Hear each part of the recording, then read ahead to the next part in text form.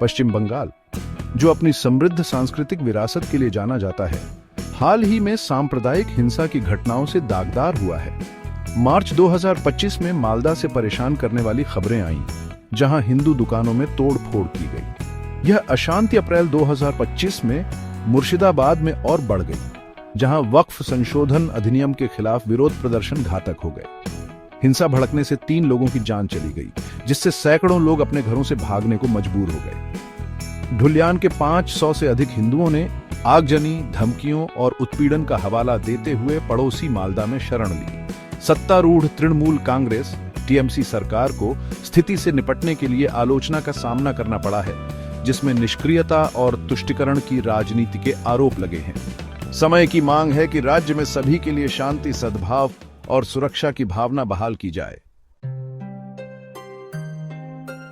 पश्चिम बंगाल की घटनाओं ने एक महत्वपूर्ण सवाल खड़ा किया है। क्या हम राज्य से हिंदुओं के सामूहिक पलायन के साक्षी बन रहे हैं?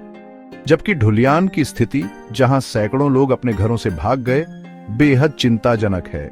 स्थिति का सावधानीपूर्वक विश्लेषण करना महत्वपूर्ण है।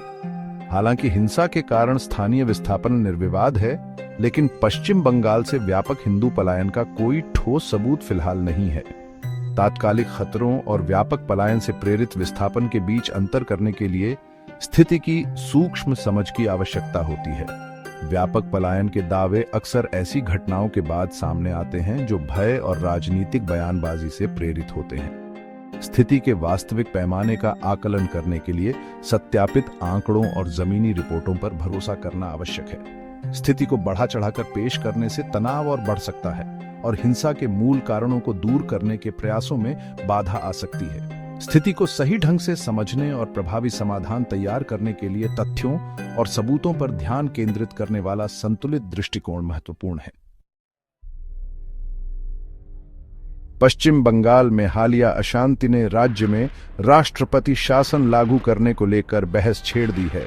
भारतीय संविधान का अनुच्छेद 3 केंद्र सरकार को किसी राज्य का प्रशासन अपने हाथ में लेने का अधिकार देता है, यदि उसे लगता है कि राज्य सरकार संविधान के अनुसार काम करने में असमर्थ है। पश्चिम बंगाल में राष्ट्रपति शासन की मांग इस धारणा से उपजी है कि राज्य सरकार कानून व्यवस्था बनाए रखने और अपने नागरिकों की रक्षा करने में विफल रही है। हालांकि अनुच्छेद 3 लागू करना एक कठोर कदम है, जिसके संघवाद के लिए महत्वपूर्ण निहितार्थ हैं। सुप्रीम कोर्ट ने ऐतिहासिक एसआर बोम्मई मामले में राष्ट्रपति शासन लागू करने के लिए सख्त दिशा निर्देश दिए थे। कलकत्ता उच्च न्यायालय ने पश्चिम बंगाल की स्थिति की गंभीरता को स्वीकार करते हुए व्यवस्था बहाल करने के लिए केंद्रीय सशस्त्र पुलिस बलों सीएपीएफ की तैनाती का आदेश दिया है। भाग 4, संवैधानिक दायित्व और आगे का रास्ता। पश्चिम बंगाल की हालिया घटनाएं संवैधानिक मूल्यों और दायित्वों को बनाए रखने के सर्वोपरि महत्व को रेखांकित करती हैं। भारतीय संविधान अपने नागरिकों को उनकी धार्मिक मान्यताओं की परवाह किए बिना जीवन और स्वतंत्रता के मौलिक अधिकार की गारंटी देता है। राज्य सरकार की अपने क्षेत्र में कानून व्यवस्था बनाए रखने की प्राथमिक जिम्मेदारी है। पश्चिम बंगाल में हालिया हिंसा के लिए पूरी जांच और अपराधियों के खिलाफ त्वरित कार्रवाई की मांग की जाती है, चाहे उनकी राजनीतिक संबद्धता कुछ भी हो।